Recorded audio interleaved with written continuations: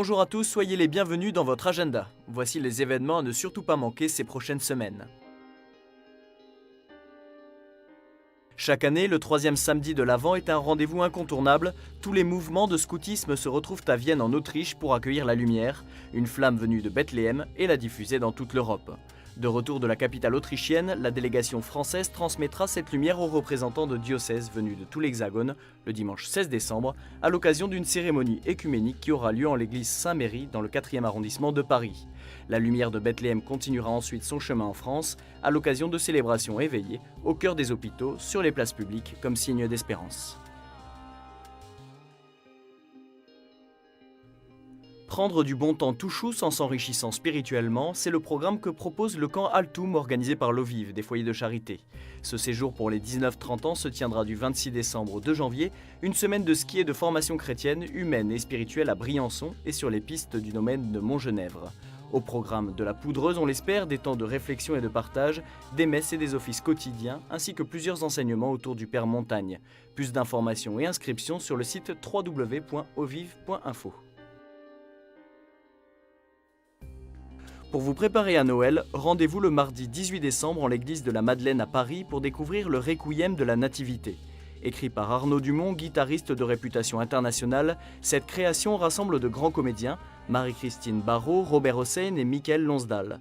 Ils seront accompagnés entre autres par le chœur et l'orchestre symphonique de la ville de Paris. Ce cycle en 24 stations conduit de la mort à la vie, d'où son titre, rythmé d'émouvantes méditations, réservation dans les points de vente habituels.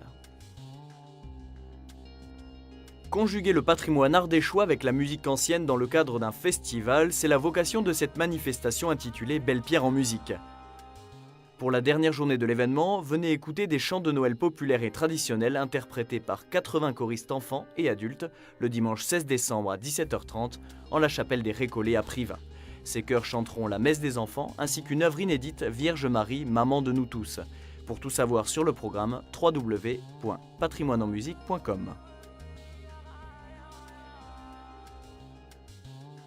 La communauté de Thésée vous invite à Rome pour la fin d'année. 30 000 chrétiens de 18 à 35 ans venus de toute l'Europe sont attendus. Cette rencontre aura lieu dans la capitale italienne du 28 décembre 2012 au 2 janvier 2013. En collaboration avec le diocèse de Rome, ces pèlerins seront hébergés dans des familles locales.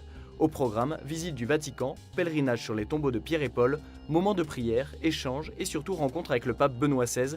Une rencontre à vivre d'ailleurs en direct sur KTO. Inscription sur le site www.thésée.fr.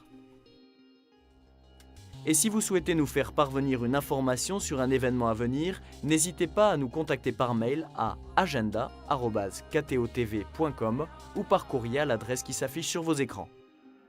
Pour finir, nous écoutons la pastorale des Santons de Provence. Bonne semaine à tous. Moi, je suis l'ange Bofaréo. Ils m'ont appelé comme ça à cause des grosses joues que j'ai fini par attraper à force de jouer de la trompette chaque fois que le bon Dieu est content. Et cette nuit-là, jamais il avait été aussi content de sa vie, le bon Dieu. Il allait être papa d'un moment à l'autre. Et moi, j'avais jamais soufflé aussi fort dans mon instrument.